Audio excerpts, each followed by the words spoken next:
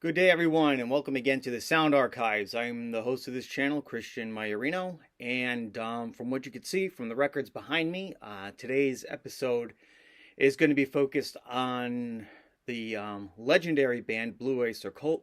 Specifically, it's going to be a review of their newest record, The Symbol Remains. Um, Record's been out now for probably about 6 months. I believe it came out October 2020, but it's still relatively new. So I will consider it a new album. Of course, BOC, they've been around since the early 70s, I guess. I'm not an expert on the history of that band, but I know the first record, I think that came out in 72 or 73 or thereabouts.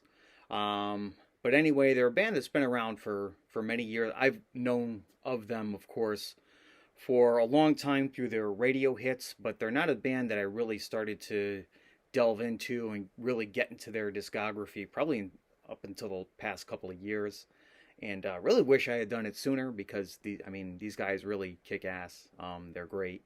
They've just got so much variety. I don't think they've ever put out an album that I would consider subpar or, kind of crappy. I think everything they've done has been at least pretty good. And the new album, The Symbol Remains, of course, is no exception to that. Um, so, of course, on the new album, you have Eric Bloom and Buck Dharma, who are the only two original members that are still keeping the BOC machine going after all these years. Um, Joining them on the new record, you do have, I guess there's some longtime members. You have Richie Castellano, who plays guitar and does keyboards, also sings lead vocals on several tracks on the new album. You have Danny Miranda on bass and Jules Rodino on drums on the new album. Um, I'm, I'll drop in a photo afterwards when I go to edit this video. But of course, you got the album cover right here, which is pretty cool. You got the BOC, the Blue Oyster Cult symbol there, just crashing down um, there, which I think it's great symbolism there. This is the first studio album that they've done in almost 20 years, so it's just kind of a way to kind of crash down, saying, "Here we are, we're BOC, we're back, we kick ass."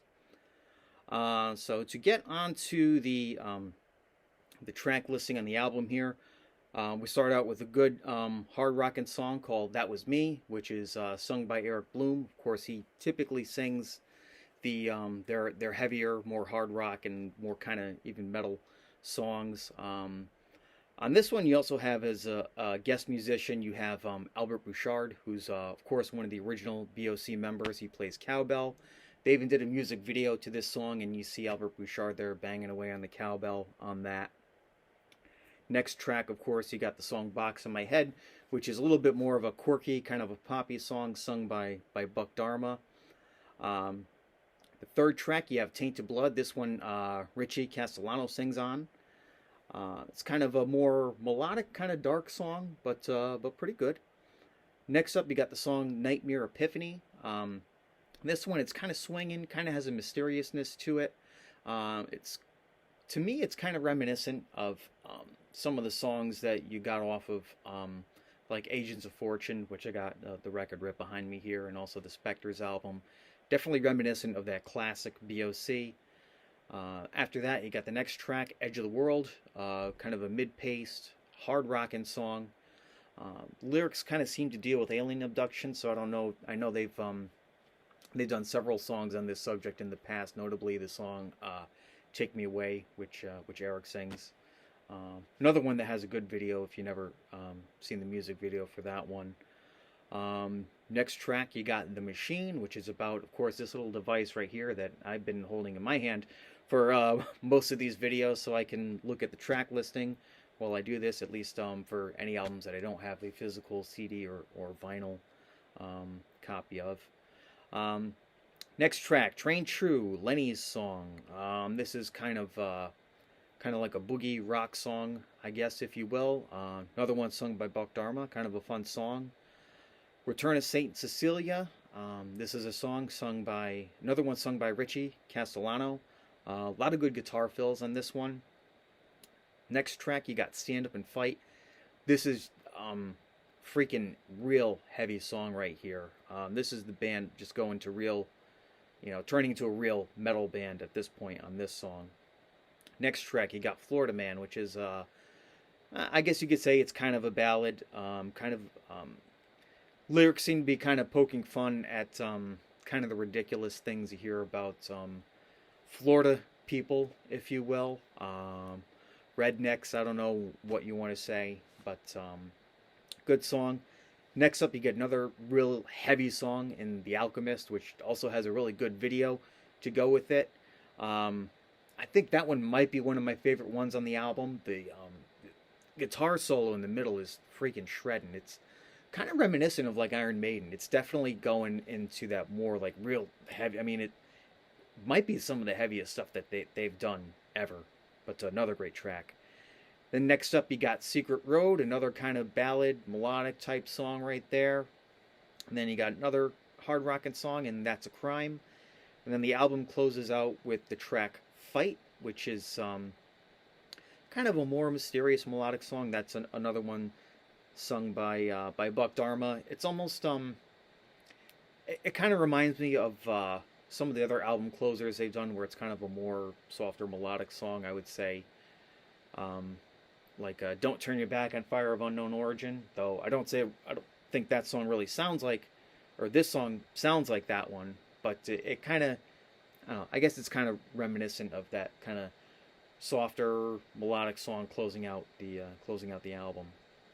So that's it in a nutshell. The album is kind of long, a little over an hour, but there's a lot of variety there. I think there's really kind of something for everyone on here. If you like, the more melodic kind of poppy stuff, there's songs. You got those songs.